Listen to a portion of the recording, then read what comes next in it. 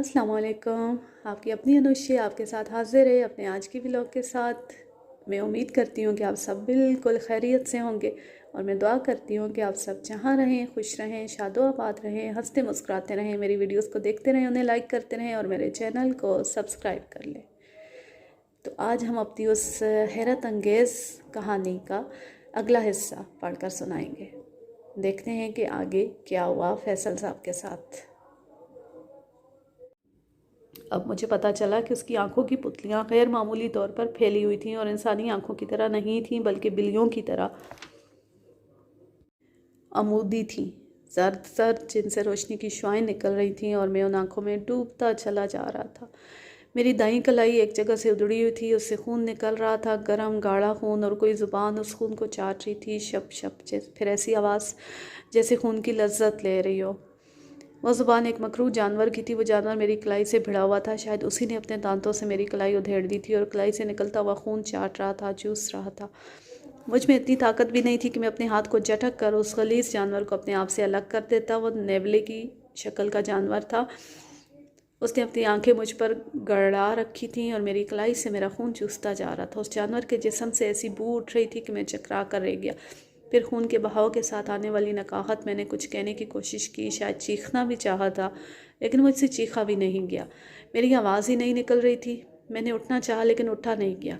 मैं अपने आप को बचाने के लिए कुछ भी नहीं कर पा रहा था। वो मकरूह जानवर मेरा खून चूसता रहा और मेरा जहन अंधेरों में डूबता चला गया। मैं बेहोश हो चुका था।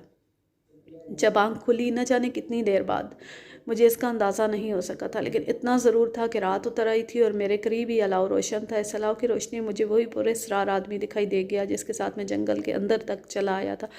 वो मेरी ज़ख्मी कलाई पर किसी किस्म का कोई लेप लगा रखा था। मैंने उठने की कोशिश की लेकिन उसने मुझे शाने पर थपकी देकर लेटे रहने का इशारा किया। लेटे रहो, तुम बहुत कमज़ोर हो गए हो, कमबख्त ने तुम्हारा बहुत सा खून चूस लिया है। मैं अपने होंठों पर ज़ुबान फेर कर एक या कुछ कहना चाह रहा था लेकिन ज़ुबान साथ नहीं दे रही थी। एक बार फिर खशी तारी होने लगी और मैं दोबारा बेहोश हो गया।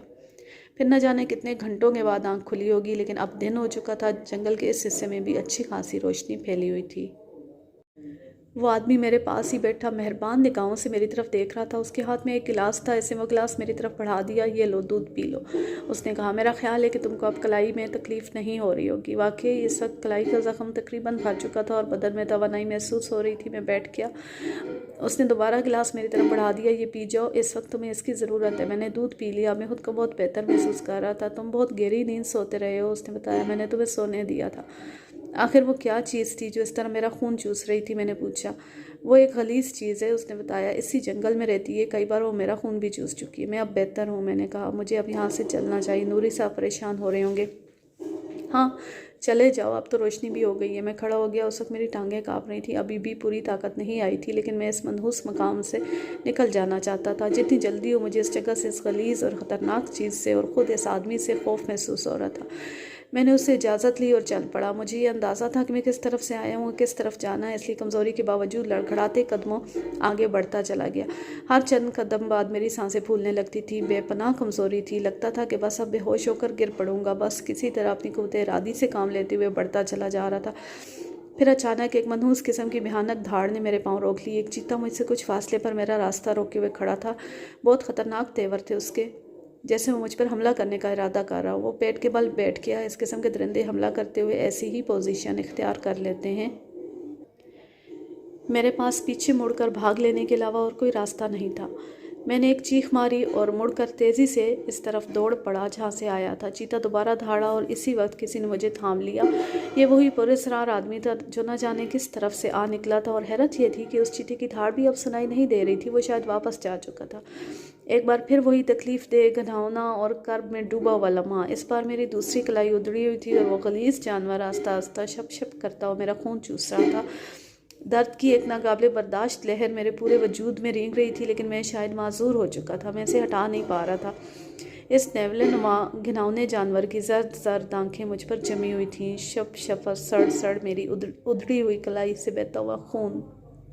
फिर मेरी आंखों के आगे आते हुए अंधेरे, मन्दूदगी और बेहोशी की शदीद कैफियत, और फिर बेहोशी। निकाहत का एक ख़त्म ना होने वाला एहसास। खुदा जाने कब तक बेहोश रहा था। और जब होश आया तो बिल्कुल वही पहले जैसा मंजर, वो परेशान आदमी मेरी कलाई पर किसी मरहम का लेप लगा रहा था। मुझे होश में आते देखकर उसने कहा, कमबख्त, फिर तुम्हारा खून चूस गया। मैं ज़रा सा इधर उधर होता हूँ और वो तुम्हारे पास आ जाता है। मेरी आंखों में बेबसी के आंसू आ गए। मैं रो रहा था। अरे क्यों रो रहे हो? उसने मेरे शाने पर थपकी दी। तुम जवान आदमी हो, उसका मुकाबला नहीं कर सकते। खुदा के लिए मुझे इस जंगल से बाहर निकालो। मैंने कहत भरी आवाज़ में बोला। वो जानवर मार देगा मुझे, मेरा सारा खून चूस लेगा। क्या तुम मुझे इसलिए यहाँ लेकर आए थे? मैंने तुम्हें जाने की इजाज़त दे दी थी। उसने कहा, अब तुम खुद ही वापस आ गए तो मैं क्या करूँ? तुमने देखा नहीं एक चीते ने मेरा रास्ता रोक लिया था? खुदा के लिए तुम मेरे साथ चलो तो मुझे यहाँ से निकाल सकते हो। अच्छा अच्छा, ज़रा तुम्हारे बदन में ताकत आ जाए तो फिर यहाँ से निकलते हैं। अभी तुम चल नहीं सकते। नहीं, मैं चल सकता हूँ। मैंने कहा, यहाँ रहा तो मर जाऊँगा, मैं यहाँ नहीं रहना चाहता। अचानक उसका लहजा बदल गया। नहीं, तुम इस तरह तो यहाँ से नहीं जा सकते। उसने कहा, मुझे किसी का इंतज़ार है, वो यहाँ आकर तुम्हें अपने साथ ले जाएगा। किसका इंतज़ार है? मैंने पूछा।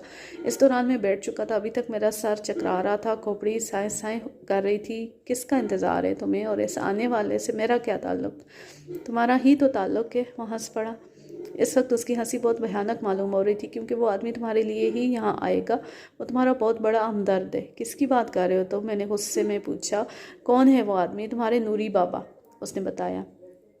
मैंने इतनी मेहनत इसलिए नहीं की कि तुम आसानी से वापस चले जाओ। मैंने ये जाल तुम्हारे नूरी बाबा ही के लिए बिछाया है। क्या कह रहे हो? तो मैं हैरान रह गया। मैं तुम्हारी बात नहीं समझ सका। मैं तुम्हें यूं ही नहीं लाया हूँ। उसने कहा, इस नूरी को उसके हिसार से निकालने के लिए मैंने ये सारे जतन किए हैं। जानते हो, शहर में जिस मलंग ने तुम्हें नूरी के बीमार होने के बारे में बताया था, वो मेरा ही आदमी था। आखिर क्यों? मैंने तुम्हारा क्या बिगाड़ा है?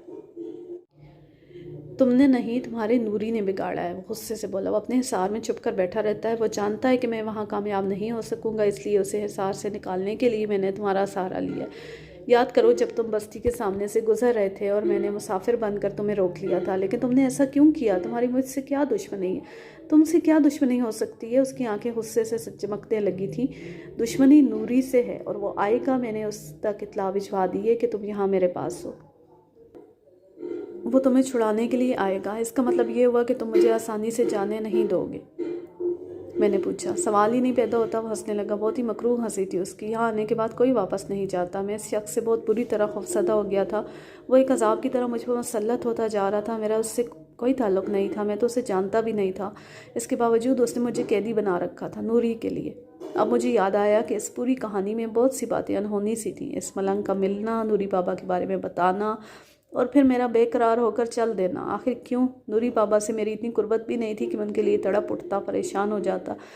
शायद ये बेकरारी इस आदमी ने किसी तरकीब से मेरे दिल में पैदा की होगी। ये मुझे घेर कर यहाँ तक लाना चाहता था और बालाखिर ले आया। ऐसे पुरस्कार लोग बहुत कुछ कर सकते हैं। और फिर वो चीते, वो मखरू जानवर, वो सब क्या थे? तुम यही सोच रहे हो ना कि मैं कौन हूँ? उसकी आवाज़ ने मुझे चौंका दिया। मेरे सामने तन कर खड़ा हुआ था। इस वक्त उसकी आंखें शोले बरसाती हुई मालूम हो रही थी। सुन लो कि मेरा नाम कंडाल है। हज़ारों रूप है मेरे। वो चीता भी मैं ही था जिसने तुम्हें जानने से रोका। तुम्हारा खून चूसने वाला जानवर भी मैं ही हूँ। मैं अपने किस किस रूप का जिक्र करूँ? खौफ और नफ़रत की एक लहर मेरे पूरे वजूद में दौड़ती चली गई। देखो, तो मुझे यहाँ से जाने दो। मैंने तुम्हारा क्या बिगाड़ा है? अगर मैंने तुम्हारे खून का मज़ा नहीं चखा होता तो शायद जाने की इजाज़त दे देता, लेकिन अब कभी नहीं। तुम कभी नहीं जाओगे यहाँ से। खुदा के लिए जाने दो मुझे। मैं उसके सामने गिड़गिड़ाने लगा। बस खामोशी। वह ज़ोर से दहाड़ा कि उसकी धाड़ चीते की धाड़ में तब्दील हो गई थी। उसकी आंखें भी वैसी हो गई थी, इंतहाई भयानक। फिर उसने अपना एक हाथ आगे बढ़ाया, जैसे मेरी गर्दन दबोच लेना चाहता हो। मैंने उसके बढ़ते हुए हाथ से बचने की कोशिश की, लेकिन उसका हाथ दराज होता चला गया। उसने मेरी गर्दन पकड़ ली और उसके तेज़ नाखून मेरी गर्दन में उतरते चले गए। मैं चीख मार कर बेहोश हो चुका था। जो कुछ मैं देख रहा था वो बहुत हैरत अंगेज़ था। या तो मेरे साथ इस जंगल में जो कुछ हुआ वो ख्वाब था, या अब जो कुछ मेरे सामने था वो ख्वाब था। मैं बिस्तर पर था और बाबा नूरी तशवीश भरी निगाहों से मेरी तरफ देख रहे थे। मुझे बेदार होते देखकर वो खुश हो गए थे। मैंने उठने की कोशिश की, लेकिन उन्होंने नरमी से मुझे मना कर दिया। नहीं, लेटे रहो, अभी तुम बहुत कमज़ोर हो। उस वक्त मेरी निगाह अपनी दोनों कलाइयों पर गई। दोनों कलाइयों पर पट्टियाँ बंधी हुई थीं। इसका मतलब ये था कि वो जंगल और वो आदमी कोई ख्वाब नहीं बल्कि सच्चाई थे। बाबा, ये सब क्या है? मैंने नूरी बाबा की तरफ देखते हुए पूछा। आप मुझे कहाँ से उठा कर लाए हैं? वो कौन था जिससे मेरा ये हाल किया है? सब बता दूंगा, नूरी बाबा ने कहा। तुम अभी आराम से सो जाओ, अब तुम्हें कोई ख़तरा नहीं है। नूरी साहब ने मुझे दूध का गिलास पिला दिया। दूध पीने के बाद मुझ पर खनूदगी तारी हो गई और मैं सो गया। बहुत गहरी नींद। 4 दिनों के बाद मैं बिल्कुल ठीक हो चुका था। पहले की तरह चाको चौबंद, कमज़ोरी भी तकरीबन ख़त्म हो गई थी।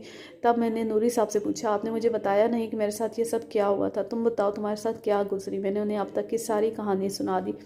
खुदा का शुक्र अदा करो कि तुम बच गए। नूरी बाबा ने कहा, देखो बेटा, बात यह है कि इस दुनिया में कुछ नादीदा कूते भी हैं। खुदा ने जब शैतान को रांदा दरगाह कर दिया तो उसने इंसानों को गुमराह और बर्बाद करने की इजाज़त तलब की। उसे इजाज़त मिल गई। उसने अपने शैतानी किरदार तख्लीक किए, ये अरवाए खबीसा वग़ैरह, ये सब उसके सिपाही हैं जो नेकी के ख़िलाफ़ जंग में उसका साथ दिया करते हैं। वो भी ऐसा ही किरदार है। कंडाल नाम है इसका, बेपनाह ताकतवर, न जाने कितने रूप है उसके और किस किस अंदाज से इंसानों पर वार किया करता है। लेकिन आपसे उसका क्या ताल्लुक़ है? मुझसे उसका ताल्लुक़ ये है कि पहले उसने मिर्ज़ापुर को अपना मस्कन बना रखा था। नूरी बाबा ने बताया, न जाने कितने लोगों की मौत का ज़िम्मेदार है। दरिंदा बनकर हमला करता है और खून चूस जाता है। बहरहाल मेरी वजह से उसे फ़रार होना पड़ा। उसने जंगल को अपना ठिकाना बना लिया। उसे ये मालूम हो गया कि मैं तुमसे बहुत मोहब्बत करता हूँ, इसलिए उसने तुम्हें मेरे ख़िलाफ़ चारे के तौर पर इस्तेमाल किया था। शहर में जो मलंग मिला था, क्या वो उसी का कारिंदा था? मैंने पूछा। हाँ, उसने मेरी बीमारी की झूठी खबर दी थी ताकि तुम मिर्ज़ापुर आ जाओ, और तुम आ गए।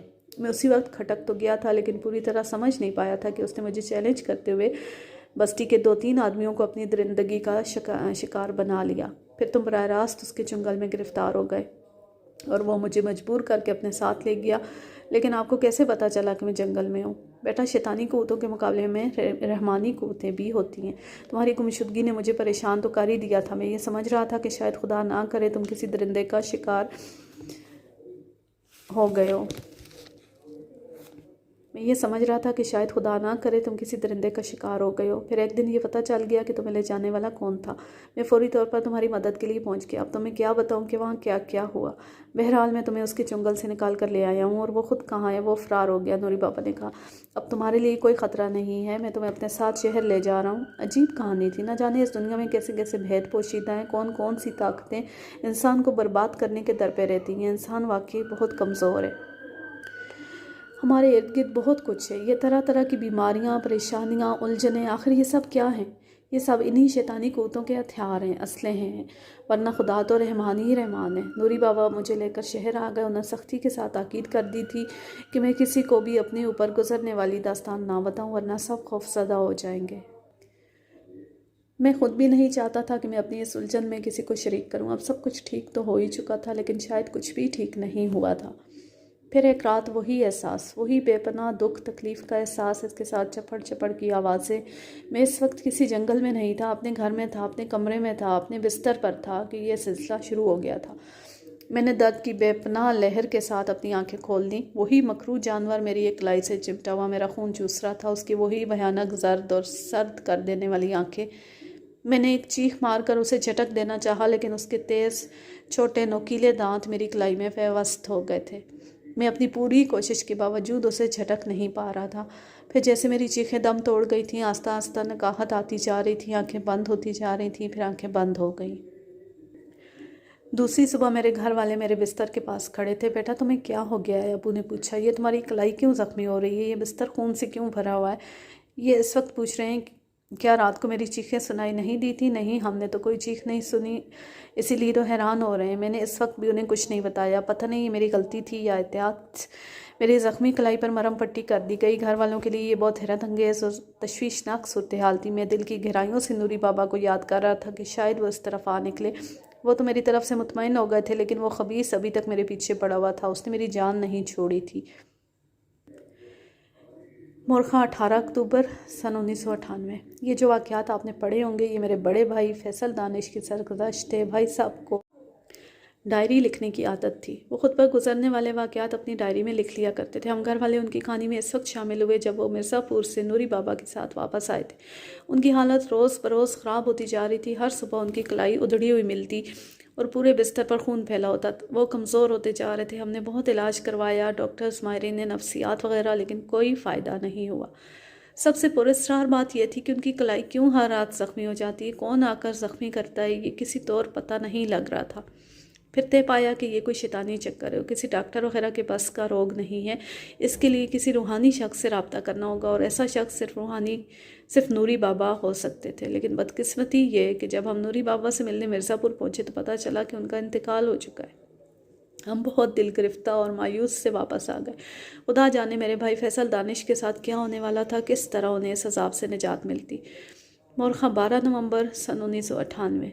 मेरे खुदा, कल की रात कितनी भयानक थी, हम शायद पागल हो जाए। खुदा जानता है कि मैं ये सब क्यों लिख रहा हूँ। दानिश भाई की डायरी को तो बंद कर देना चाहिए था, फिर मैं इसमें वाक़यात का इजाफा क्यों कर रहा हूँ। शायद इसलिए कि मेरी ये ख्वाहिश है कि ये भयानक दास्तान दूसरों तक भी पहुँच जाए और लोग ऐसी बलाओं से अपने आप को महफूज रखने की तदबीर कर लें। कल रात इस भयानक कहानी की आखिरी रात थी, कम से कम हमारे घर में आखिरी रात थी। हो सकता है अब कहीं और कुछ हो रहा हो। उस रात किसी की चीखों ने हमें बेदार कर दिया था।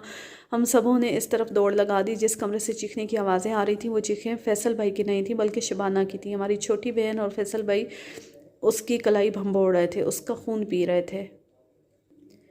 हम जब शोर करते हुए कमरे में दाखिल हुए तो उन्होंने घूर कर हमारी तरफ देखा। खुदा की पनाह आंखें थी, क्या आंखें थी उनकी, जर्दी माइल, और उनकी आंखों से जैसे शोले निकल रहे थे। उन आंखों में न जाने कैसे कैसे तासरात थे, गुस्सा, नफ़रत, इंतकाम और न जाने क्या क्या।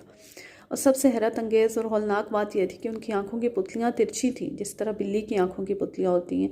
हम सब सहम कर दरवाजे के पास ही खड़े रह गए। शबाना के बदन को तो झटके लग रहे थे, उसकी कलाई से खून बह रहा था और वो बुरी तरह चीख रही थी। और फैसल भाई हुर्रा रहे थे जैसे कोई दरिंदा हुर्रा रहा हो। अब्बू ने किसी आयत का विर्द शुरू कर दिया। वो बुलंद आवाज़ में कुछ पढ़ रहे थे। फिर फैसल भाई ने एक जस्ट लगाई और कमरे से बाहर दौड़ लगा दी। इस दौरान बेचारी शबाना चीख चीख कर बेहोश हो चुकी थी। बस इस दिन के बाद से फैसल भाई का कोई सुराग नहीं लग सका। खुदा जाने कहाँ होंगे। हमने उन्हें तलाश करने की बहुत कोशिश की लेकिन उनका पता नहीं चल सका। मोरखा 14 जनवरी सन 2010। 12 बरस गुजर गए। ख्याल रहे कि मैंने ये डायरी सिर्फ फैसल भाई के हवाले से मुकम्मल की, यानी सिर्फ वही वाक़यात लिखे हैं जिनमें फैसल भाई शामिल रहे हैं। 12 बरस के बाद फैसल भाई फिर हमारी कहानी में शामिल हो गए। उनकी लाश मिर्ज़ापुर के करीब वाले जंगल में पाई गई थी। मिर्ज़ापुर के कुछ लोगों ने उन्हें नूरी बाबा के यहाँ देखा होगा, इसलिए उनकी लाश पहचान ली गई। इन लोगों ने फैसल भाई की लाश की तदफीन कर दी थी और इन्हीं लोगों का ये कहना था कि फैसल भाई के चेहरे पर बेपनाह सुकून था। उनके होंठों पर बच्चे जैसी मुस्कुराहट थी। शायद उन्होंने इस दुनिया में ही अपने गुनाहों की सज़ा पा ली होगी, इसलिए इतने इत्मीनान से रुखसत हुए थे। किस कदर हैरत अंगेज़ वाक़यात हैं। अकल हैरान रह जाती है। इंसान अजीब कैफियत में आ जाता है कि ऐसा कैसे हुआ। जहन तस्लीम नहीं करता इन बातों को, लेकिन इस किस्म की बहुत सी अजीब व गरीब बातें हमारे इर्द गिर्द आए रोज़ होती हैं। बहुत से वाक़यात। ये सच है कि कहीं ना कहीं इसमें ऐसी बातों में, कहानियों में झूठ की आमेज़िश भी हो जाती है, लेकिन बहुत सी कहानियाँ, बहुत सी बातें सच भी होती हैं, हकीकत भी होती हैं। तो बहरहाल हमारे मानने ना मानने से ये सिलसिला, ये बातें, ये वाक़यात ख़त्म नहीं हो जाएंगे। ये इसी तरह होते रहेंगे और अल्लाह पाक हमें महफूज रखे इस किस्म की आफ़तों से, बलाओं से, शैतानी किरदारों से अपनी अमान में रखे। आमीन। मैं आपसे इजाज़त लेती हूँ। जहाँ रहें खुश रहें, शादो आबाद रहें, हंसते मुस्कुराते रहें, मेरी वीडियोस को देखते रहें, उन्हें लाइक करते रहें और मेरे चैनल को सब्सक्राइब कर लें। इसके लिंक को ज़्यादा से ज़्यादा शेयर करें। अल्लाह हाफिज़। अल्लाह ने खेवान।